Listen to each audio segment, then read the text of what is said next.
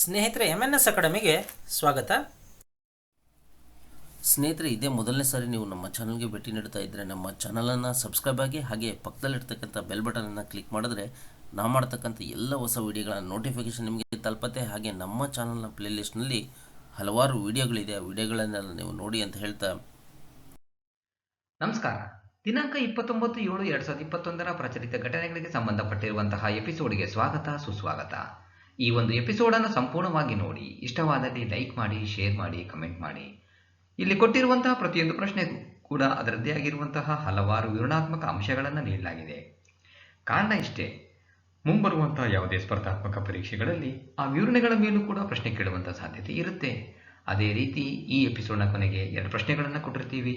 ಸಂಪೂರ್ಣವಾಗಿ ಈ ವಿಡಿಯೋ ನೋಡಿದರೆ ಆ 2 ಪ್ರಶ್ನೆಗಳಿಗೂ ಕೂಡ ನೀವು ಸರಿಯಾದ ಉತ್ತರವನ್ನು ಕೊಡ್ತೀರಾ. ನಿಮ್ಮ ಸರಿ ಉತ್ತರದ ನಿರೀಕ್ಷೆಯಲ್ಲಿ ಕಾರ್ಯಕ್ರಮವನ್ನು ಪ್ರಾರಂಭ ಮಾಡ್ತಾ ಇದ್ದೀವಿ. All the best. BS Yediyurappa ಅವರ ಸ್ಥಾನದಲ್ಲಿ ಕರ್ನಾಟಕದ ಹೊಸ ಮುಖ್ಯಮಂತ್ರಿಯಾದವರನ್ನ ಹೆಸರಿಸಿ. ಬಸವರಾಜ್ ಎಸ್ ಬೊಮ್ಮಾಯಿ. 2021 ಜುಲೈ 27ರಂದು ಭಾರತೀಯ ಜನತಾ ಪಕ್ಷ ಬಿಜೆಪಿ ಶಾಸಕಾಂಗ ಪಕ್ಷವು ಬಸವರಾಜ್ ಎಸ್ ಬೊಮ್ಮಾಯಿ ಅವರನ್ನು ಕರ್ನಾಟಕದ ಹೊಸ ಮುಖ್ಯಮಂತ್ರಿಯಾಗಿ ಸರ್ವಾನುಮತದಿಂದ ಆಯ್ಕೆ ಮಾಡಿದೆ. 61ರ ಹರೆಯದವರಾದ ಇವರು 2021 ಜುಲೈ 26ರಂದು ರಾಜೀನಾಮೆ ನೀಡಿದ BS ಯಡಿಯೂರಪ್ಪ ಅವರ ಉತ್ತರಾಧಿಕಾರಿಯಾದರು.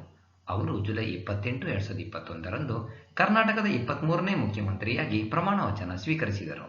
ಇದಕ್ಕೂ ಮೊದಲು ಬಸವರಾಜ ಬೊಮ್ಮಾಯಿ ಅವರು BSY ಸರ್ಕಾರದಲ್ಲಿ ಗೃಹ ಸಚಿವರಾಗಿದ್ದರು. 1 ಈಸ್ ದಿ ರೈಟ್ ಆನ್ಸರ್. ಧೋಲವಿರಾ ಯುನೆಸ್ಕೋದ ವಿಶ್ವ ಪರಂಪರೆಯ ಪಟ್ಟಿಯಲ್ಲಿ ಸೇರ್ಪಡೆಗೊಂಡ ಹೊಸ ಭಾರತೀಯ ತಾಣವಾಗಿದೆ. ಧೋಲವಿರಾ ಎಲ್ಲಿದೆ?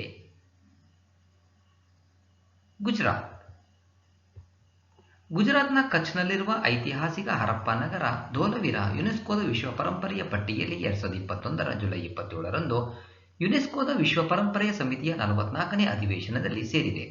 ಸೈಟ್ ಯುನೆಸ್ಕೋದ ತಾತ್ಕಾಲಿಕ ಪಟ್ಟಿಯಲ್ಲಿ 2014ರಿಂದ ಇತ್ತು.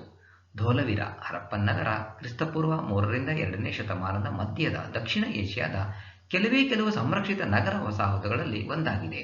ಈ ಹೊಸ ಸೇರ್ಪಡೆಯೊಂದಿಗೆ ವಿಶ್ವ ಪರಂಪರೆಯ ತಾಣಗಳ ಭಾರತವು ಸೂಪರ್ 40 ಕ್ಲಬ್ಗೆ ಪ್ರವೇಶಿಸಿದೆ, ಏಕೆಂದರೆ ಧೋಲವಿರಾ ಯುನೆಸ್ಕೋದ ವಿಶ್ವ ಪರಂಪರೆ ಸ್ಥಾನಮಾನವನ್ನು ಪಡೆದ ಭಾರತದ 40ನೇ ಸ್ಥಳವಾಗಿದೆ. 4 ಈಸ್ ದಿ ರೈಟ್ ಆನ್ಸರ್. ಅಂತಾರಾಷ್ಟ್ರೀಯ ಹಣಕಾಸು ನಿಧಿ ಇಂಟರ್ನ್ಯಾಷನಲ್ ಮಾನಿಟರಿ ಫಂಡ್ IMF ಪ್ರಕಾರ 2021-22ರ ಭಾರತೀಯ ಆರ್ಥಿಕತೆಯ GDP ಬೆಳವಣಿಗೆಯ ದರ ಎಷ್ಟು? 9.5%. ಅಂತಾರಾಷ್ಟ್ರೀಯ ಹಣಕಾಸು ನಿಧಿ IMF ಭಾರತದ ಆರ್ಥಿಕ ಬೆಳವಣಿಗೆಯ ಪ್ರಕ್ಷೇಪಣವನ್ನು 300 ಬೇಸಿಸ್ ಪಾಯಿಂಟ್ಗಳಿಂದ ತೀವ್ರವಾಗಿ ಕಡಿತಗೊಳಿಸಿದೆ.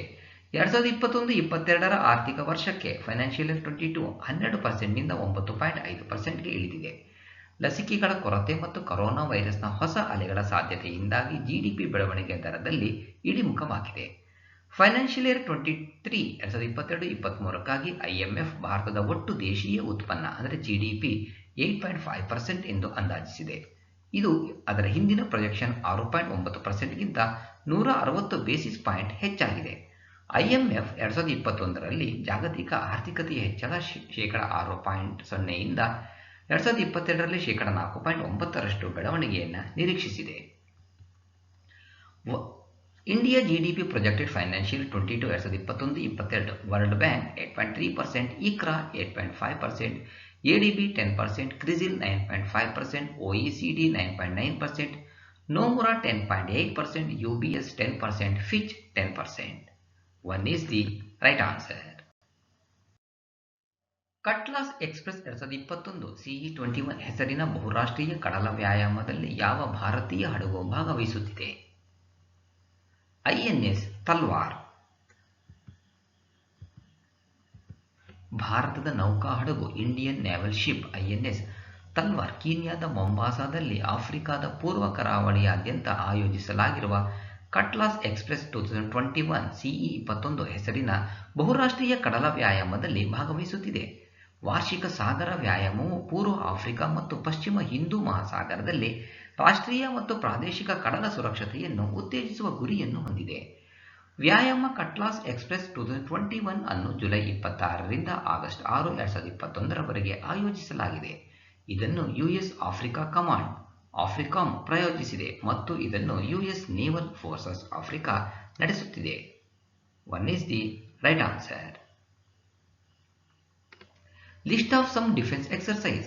Red flag India and US, AI Nag India and Oman, Board Kurukshetra India and Singapore, Equivarian India and Maldives, Garuda Shakti India and Indonesia. ವಿಶ್ವ ಹೆಪಟೈಟಿಸ್ ದಿನವನ್ನು ವಾರ್ಷಿಕವಾಗಿ ಯಾವ ದಿನದಂದು ಆಚರಿಸಲಾಗುತ್ತದೆ? 28 ಜುಲೈ.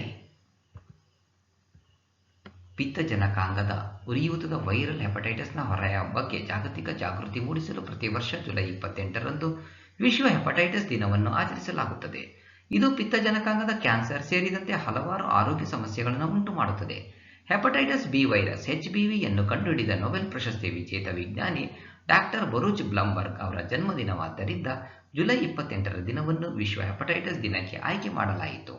ಇವರು ಇದರ ರೋಗ ನಿರ್ಣಯ ಪರೀಕ್ಷೆ ಮತ್ತು ವೈರಸ್ಗೆ ಲಸಿಕೆ ಕೂಡ ಅಭಿವೃದ್ಧಿಪಡಿಸಿದರು. ವಿಶ್ವ ಹೆಪಟೈಟಿಸ್ ದಿನದ ವಿಷಯ 2021 ಹೆಪಟೈಟಿಸ್ ಕಾಯಲು ಸಾಧ್ಯವಿಲ್ಲ. Hepatitis can't wait. 3 is the right answer.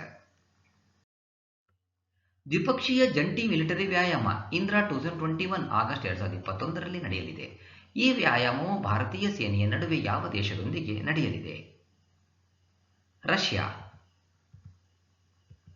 Indo Russia ಜಂಟಿ ಮಿಲಿಟರಿ ವ್ಯಾಯಾಮದ 12ನೇ ಆವೃತ್ತಿ ವ್ಯಾಯಾಮ ಇಂದ್ರಾ 2021 ರಷ್ಯಾದ ವೋಲ್ಗೋಗ್ರಾಡ್ನಲ್ಲಿ 2021 ಆಗಸ್ಟ್ 1ರಿಂದ 13ರವರೆಗೆ ನಡೆಯಲಿದೆ. ವಿಶ್ವಸಂಸ್ಥೆಯ ಆದೇಶದ ಪ್ರಕಾರ ಅಂತಾರಾಷ್ಟ್ರೀಯ ಭಯೋತ್ಪಾದಕ ಗುಂಪುಗಳ ವಿರುದ್ಧ ಭಯೋತ್ಪಾದನಾ ನಿಗ್ರಹ ಕಾರ್ಯಾಚರಣೆ ನಡೆಸುವ ಈ ವ್ಯಾಯಾಮದಲ್ಲಿ ಉಭಯ ರಾಷ್ಟ್ರಗಳ 250 ಸಿಬ್ಬಂದಿಗಳು ಭಾಗಿಯಾಗಲಿದ್ದಾರೆ. ಇಂದ್ರಾ 21 ವ್ಯಾಯಾಮವು ಭಾರತೀಯ ಮತ್ತು ರಷ್ಯಾದ ಸೈನ್ಯಗಳ ನಡುವಿನ ಪರಸ್ಪರ ವಿಶ್ವಾಸ ಮತ್ತು ಪರಸ್ಪರ ಕಾರ್ಯಸಾಧ್ಯತೆಯನ್ನು ಮತ್ತಷ್ಟು ಬಲಪಡಿಸುತ್ತದೆ ಹಾಗೂ ಎರಡೂ ದೇಶಗಳ ತುಕಡಿಗಳ ನಡುವೆ ಉತ್ತಮ ಅಭ್ಯಾಸಗಳನ್ನು ಹಂಚಿಕೊಳ್ಳಲು ಅನುವು ಮಾಡಿಕೊಡುತ್ತದೆ. 3 is the right answer. ವಿಶ್ವ ಪ್ರಕೃತಿ ಸಂರಕ್ಷಣಾ ದಿನ ವರ್ಲ್ಡ್ ನೇಚರ್ ಕನ್ಸರ್ವೇಷನ್ ಡೇ ಅನ್ನು ಪ್ರತಿ ವರ್ಷ ಯಾವ ದಿನದಂದು ಆಚರಿಸಲಾಗುತ್ತದೆ? 28 ಜುಲೈ. ವಿಶ್ವ ಪ್ರಕೃತಿ ಸಂರಕ್ಷಣಾ ದಿನವನ್ನು ಪ್ರತಿ ವರ್ಷ ಜುಲೈ 28ರಂದು ವಿಶ್ವದಾದ್ಯಂತ ಆಚರಿಸಲಾಗುತ್ತದೆ. ಈ ದಿನವನ್ನು ಆಚರಿಸುವ ಮುಖ್ಯ ಉದ್ದೇಶವೆಂದರೆ ಪ್ರಕೃತಿಯನ್ನು ರಕ್ಷಿಸುವ ಬಗ್ಗೆ ಜಾಗೃತಿ ಮೂಡಿಸುವುದು ಮತ್ತು ನಮ್ಮ ನೈಸರ್ಗಿಕ ಸಂಪನ್ಮೂಲಗಳನ್ನು ಸಂರಕ್ಷಿಸಲು ಉತ್ತಮ ಅಭ್ಯಾಸಗಳನ್ನು ಅಳವಡಿಸಿಕೊಳ್ಳುವುದಾಗಿದೆ. 4 is the right answer. Central and south Asia regional connectivity challenges and opportunities ಎಂಬ ಅಂತಾರಾಷ್ಟ್ರೀಯ ಸಮ್ಮೇಳನದಲ್ಲಿ ಕೇಂದ್ರ ವಿದೇಶಾಂಗ ಸಚಿವ ಡಾಕ್ಟರ್ ಎಸ್ ಜೈಶಂಕರ್ ಅವರು ಭಾರತೀಯ ನಿಯೋಗಗಳನ್ನು ಮುನ್ನಡೆಸಿದರು. ಸಮ್ಮೇಳನ ಯಾವ ದೇಶದಲ್ಲಿ ನಡೆಯಿತು? ಉಜ್ಬೇಕಿಸ್ತಾನ್. 2021 ಜುಲೈ 15 ಮತ್ತು 16ರಂದು ತಾಷ್ಕೆಂಟ್ನಲ್ಲಿ Uzbekistan central and south Asia regional connectivity challenges and opportunities ಎಂಬ ಉನ್ನತ ಮಟ್ಟದ ಅಂತಾರಾಷ್ಟ್ರೀಯ ಸಮ್ಮೇಳನವನ್ನು ಆಯೋಜಿಸಿತು. ಸಮ್ಮೇಳನವು ಉಜ್ಬೇಕಿಸ್ತಾನ್ ಅಧ್ಯಕ್ಷ ಶೌಕತ್ ಮಿರ್ಜಿಯೋಯೆವ್ ಅವರ ಉಪಕ್ರಮವಾಗಿತ್ತು. ಸಮ್ಮೇಳನದಲ್ಲಿ 40ಕ್ಕೂ ಹೆಚ್ಚು ದೇಶಗಳ ಪ್ರತಿನಿಧಿಗಳು ಮತ್ತು ಸುಮಾರು 30 ಅಂತಾರಾಷ್ಟ್ರೀಯ ಸಂಸ್ಥೆಗಳು ಮತ್ತು ಥಿಂಕ್ ಟ್ಯಾಂಕ್ಗಳ ಮುಖ್ಯಸ್ಥರು ಭಾಗವಹಿಸಿದ್ದರು. ಭಾರತದಿಂದ ಕೇಂದ್ರ ವಿದೇಶಾಂಗ ಸಚಿವ ಡಾಕ್ಟರ್ ಎಸ್ ಜೈಶಂಕರ್ ಅವರು ಭಾರತೀಯ ನಿಯೋಗಗಳನ್ನು ಈ ಸಮಾರಂಭದಲ್ಲಿ ಮುನ್ನಡೆಸಿದರು. ಎರಡೂ ಪ್ರದೇಶಗಳ ಎಲ್ಲಾ ಜನರು ಮತ್ತು ದೇಶಗಳ ಹಿತದೃಷ್ಟಿಯಿಂದ ಮತ್ತು ಮಧ್ಯ ಮತ್ತು ದಕ್ಷಿಣ ಏಷ್ಯಾದ ನಡುವೆ ಐತಿಹಾಸಿಕವಾಗಿ ನಿಕಟ ಮತ್ತು ಸ್ನೇಹಪರ ಸಂಬಂಧಗಳು, ವಿಶ್ವಾಸ ಮತ್ತು ಉತ್ತಮ ನೆರೆಹೊರೆಯ ಸಂಬಂಧವನ್ನು ಬಲಪಡಿಸುವ ಉದ್ದೇಶವನ್ನು ಈ ವೇದಿಕೆ ಹೊಂದಿದೆ. 2 is the right answer. 2021 Shanghai ಸಹಕಾರ ಸಂಸ್ಥೆ ಕೋಆಪರೇಷನ್ ಆರ್ಗನೈಸೇಷನ್ SCO ಸದಸ್ಯ ರಾಷ್ಟ್ರಗಳ ರಕ್ಷಣಾ ಮಂತ್ರಿಗಳ ವಾರ್ಷಿಕ ಸಭೆಯನ್ನು ಯಾವ ದೇಶದಲ್ಲಿ ಆಯೋಜಿಸಲಾಗಿದೆ? ತಜಕಿಸ್ತಾನ್. ರಕ್ಷಣಾ ಮಂತ್ರಿ ಶ್ರೀ ರಾಜನಾಥ್ ಸಿಂಗ್ ಅವರು ಶಾಂಘೈ ಸಹಕಾರ ಸಂಘಟನೆ ಕೋಆಪರೇಷನ್ ಆರ್ಗನೈಸೇಷನ್ನ ಸದಸ್ಯ ರಾಷ್ಟ್ರಗಳ ರಕ್ಷಣಾ ಮಂತ್ರಿಗಳ ವಾರ್ಷಿಕ ಸಭೆಯಲ್ಲಿ ಪಾಲ್ಗೊಳ್ಳಲು ಜುಲೈ 27ರಿಂದ 29 ತಜಕಿಸ್ತಾನ್ನ ದುಶಾನ್ಬೆಗೆ 3 ದಿನಗಳ ಪ್ರವಾಸದಲ್ಲಿದ್ದಾರೆ. ವಾರ್ಷಿಕ ಸಭೆಯಲ್ಲಿ ಕೋಆಪರೇಷನ್ ಆರ್ಗನೈಸೇಷನ್ SCO ಸದಸ್ಯ ರಾಷ್ಟ್ರಗಳಲ್ಲಿನ ರಕ್ಷಣಾ ಸಹಕಾರ ವಿಷಯಗಳ ಬಗ್ಗೆ ಚರ್ಚಿಸಲಾಗುವುದು. ರಕ್ಷಣಾ ಮಂತ್ರಿ ಶ್ರೀ ರಾಜನಾಥ್ ಸಿಂಗ್ ತಜಿಕಿಸ್ತಾನ್ ರಕ್ಷಣಾ ಮಂತ್ರಿ ಕರ್ನಲ್ ಜನರಲ್ ಶೆರಾಲಿ ಮಿರ್ಜೋ ಅವರನ್ನು ಭೇಟಿಯಾಗಿ ದ್ವಿಪಕ್ಷೀಯ ವಿಷಯಗಳು ಮತ್ತು ಪರಸ್ಪರ ಆಸಕ್ತಿಯ ಇತರ ವಿಷಯಗಳ ಬಗ್ಗೆ ಚರ್ಚಿಸಲಿದ್ದಾರೆ. 2 is the right answer. ಟೋಕಿಯೋದಲ್ಲಿ ನಡೆದ ಒಲಿಂಪಿಕ್ ಕ್ರೀಡಾಕೂಟದಲ್ಲಿ ಮೊಟ್ಟಮೊದಲ ಸ್ಕೇಟ್ ಬೋರ್ಡಿಂಗ್ ಸ್ಪರ್ಧೆಯಲ್ಲಿ ಚಿನ್ನದ ಪದಕ ಗೆದ್ದ ಆಟಗಾರನನ್ನ ಹೆಸರಿಸಿ. ಯುಟೋ ಹರಿಗೋಮ್. ಜಪಾನಿನ ಯುಟೋ ಹರಿಗೋಮ್ ಒಲಿಂಪಿಕ್ ಕ್ರೀಡಾಕೂಟದಲ್ಲಿ ಮೊಟ್ಟಮೊದಲ ಸ್ಕೇಟ್ ಬೋರ್ಡಿಂಗ್ ಸ್ಪರ್ಧೆಯಲ್ಲಿ ಚಿನ್ನ ಗೆದ್ದ ಸಾಧನೆ ಮಾಡಿದ್ದಾರೆ. ಟೋಕಿಯೋದ ಅರೆಯೇಕ್ ಅರ್ಬನ್ ಸ್ಪೋರ್ಟ್ಸ್ ಸೆಂಟರ್ನಲ್ಲಿ ನಡೆದ ಪುರುಷರ ಸ್ಟ್ರೀಟ್ ಸ್ಕೇಟಿಂಗ್ ಸ್ಪರ್ಧೆಯಲ್ಲಿ 22 ವರ್ಷದ ಅವರು 37.18 ಅಂಕಗಳನ್ನು ಗಳಿಸಿದರು. ಬ್ರೆಜಿಲ್ನ ಕೆಲ್ವಿನ್ ಹೋಫ್ಲರ್ ಬೆಳ್ಳಿ ಗೆದ್ದರೆ ಅಮೆರಿಕದ ಜಾಗರ್ ಈಟನ್ ಕಂಚು ಗೆದ್ದರು. 3 is the right answer. Bank with a soul Equitas ಎಂಬ ಪುಸ್ತಕವನ್ನು ಬಿಡುಗಡೆ ಮಾಡಿದವರು ಯಾರು? T Subbarao. Bank with a soul Equitas ಎಂಬ ಪುಸ್ತಕವನ್ನು ಬಿಡುಗಡೆ ಮಾಡಿದರು.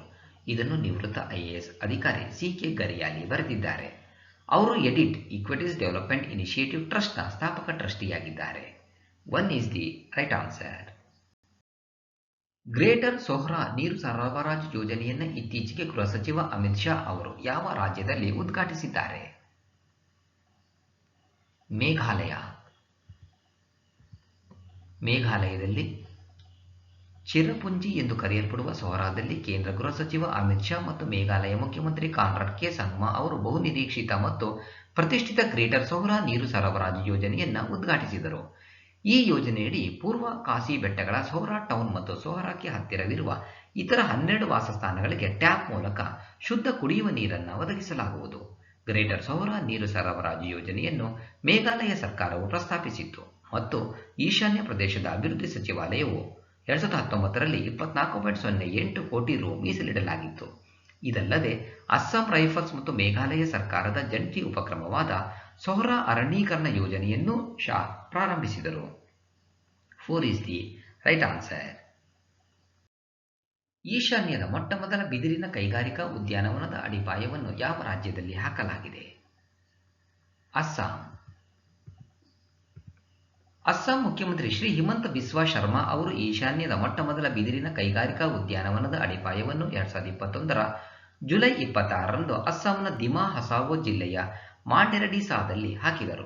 ಈ ಯೋಜನೆಯನ್ನು ಈಶಾನ್ಯ ಪ್ರದೇಶದ ಅಭಿವೃದ್ಧಿ ಸಚಿವಾಲಯ ಡೋನರ್ ಸಚಿವಾಲಯ ಅಂದಾಜು ವೆಚ್ಚದಲ್ಲಿ ರು 50 ಕೋಟಿಗಳಲ್ಲಿ 75 ಹೆಕ್ಟೇರ್ ಪ್ರದೇಶದಲ್ಲಿ ನಿರ್ಮಾಣವಾಗಲಿದೆ.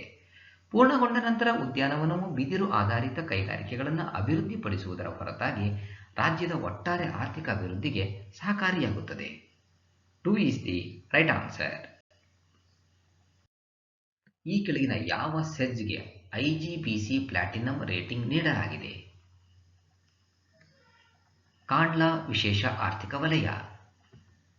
ಕಾಂಡ್ಲಾ ಮೊದಲ ಹಸಿರು ಸೆಜ್ ಆಗುತ್ತದೆ. ಇದಕ್ಕೆ IGBC ಪ್ಲಾಟಿನಂ ರೇಟಿಂಗ್ ನೀಡಲಾಗಿದೆ. ಇದು ಹಸಿರು ಮಾಸ್ಟರ್ ಯೋಜನೆ, ನೀತಿ ಉಪಕ್ರಮಗಳು ಮತ್ತು ಹಸಿರು ಮೂಲಸೌಕರ್ಯಗಳ ಅನುಷ್ಠಾನಕ್ಕಾಗಿ IGBC ಪ್ಲಾಟಿನಂ ರೇಟಿಂಗ್ ಅನ್ನು ಪಡೆದಿದೆ. 4 is the right answer. July 2021ರಲ್ಲಿ UN ಜನರಲ್ ಅಸೆಂಬ್ಲಿ ತನ್ನ ಮೊದಲ ನಿರ್ಣಯವನ್ನು ಈ ಯಾವುದರ ಮೇಲೆ ಅಂಗೀಕರಿಸಿದೆ? ದೃಷ್ಟಿ. UN ಜನರಲ್ ಅಸೆಂಬ್ಲಿ ಎಲ್ಲರಿಗೂ ದೃಷ್ಟಿ ವಿಷನ್ ಫಾರ್ ಎವೆರಿವನ್ ನಿರ್ಣಯವನ್ನು ಅಂಗೀಕರಿಸಿದೆ. ಈ ನಿರ್ಣಯವನ್ನು ಬಾಂಗ್ಲಾದೇಶ, ಆಂಟಿಗುವಾ ಮತ್ತು ಐರ್ಲೆಂಡ್ ಪ್ರಾಯೋಜಿಸಿದವು ಮತ್ತು 100ಕ್ಕೂ ಹೆಚ್ಚು ದೇಶಗಳು ಸಹ ಪ್ರಾಯೋಜಿಸಿದವು. ಇದು UN ಜನರಲ್ ಅಸೆಂಬ್ಲಿಯ ದೃಷ್ಟಿಗೆ ಸಂಬಂಧಿಸಿದ ಮೊದಲ ನಿರ್ಣಯವಾಗಿದೆ. ಬಾಂಗ್ಲಾದೇಶದ UN ರಾಯಭಾರಿ ರಬಾಬ್ ಫಾತಿಮಾ ಈ ನಿರ್ಣಯವನ್ನು ಪರಿಚಯಿಸಿದರು. 2 is the right answer. ಪ್ರಶ್ನೆ 1. IMF 2021ರಲ್ಲಿ ಜಾಗತಿಕ ಆರ್ಥಿಕತೆಯ GDP ಬೆಳವಣಿಗೆ ದರ ಎಷ್ಟು ಶೇಕಡ ಎಂದು ಊಹಿಸಿದೆ? IMF 2021ರಲ್ಲಿ ಜಾಗತಿಕ ಆರ್ಥಿಕತೆಯ GDP ಬೆಳವಣಿಗೆ ದರ ಎಷ್ಟು ಶೇಕಡ ಎಂದು ಊಹಿಸಿದೆ? ಪ್ರಶ್ನೆ 2. ಧೋಲವೀರ ಸೇರಿದಂತೆ ವಿಶ್ವ ಪರಂಪರೆಯ ತಾಣಗಳಾಗಿ ಯುನೆಸ್ಕೋ ಗುರುತಿಸಿರುವ ಎಷ್ಟು ತಾಣಗಳು ಭಾರತದಲ್ಲಿವೆ? ಧೋಲವೀರ ಸೇರಿದಂತೆ ವಿಶ್ವ ಪರಂಪರೆಯ ತಾಣಗಳಾಗಿ ಯುನೆಸ್ಕೋ ಗುರುತಿಸಿರುವ ಎಷ್ಟು ತಾಣಗಳು ಭಾರತದಲ್ಲಿವೆ? ಈ 2 ಪ್ರಶ್ನೆಗಳಿಗೂ ಕೂಡ ನೀವು ಸರಿಯಾದ ಉತ್ತರವನ್ನು ಕೊಡ್ತೀರಾ ಎಂಬಂತ ನಿರೀಕ್ಷೆಯಲ್ಲಿ ಇವತ್ತಿನ ಒಂದು ಎಪಿಸೋಡನ್ನು ಮುಗಿಸ್ತಾ ಇದ್ದೀನಿ. All the best. Thank you. ಸ್ನೇಹಿತರೆ, ವಿಡಿಯೋವನ್ನು ನೋಡಿದಂಥ ಎಲ್ಲರಿಗೂ ಧನ್ಯವಾದಗಳು. ನಾಳಿನ ಪ್ರಚಲಿತ ಘಟನೆಯ ವಿದ್ಯಮಾನದೊಂದಿಗೆ ಮತ್ತೆ ನಿಮ್ಮನ್ನು ಭೇಟಿಯಾಗ್ತೀವಿ. ಅಲ್ಲಿವರೆಗೂ ಎಲ್ಲರಿಗೂ ಧನ್ಯವಾದಗಳು. ನಮಸ್ಕಾರ.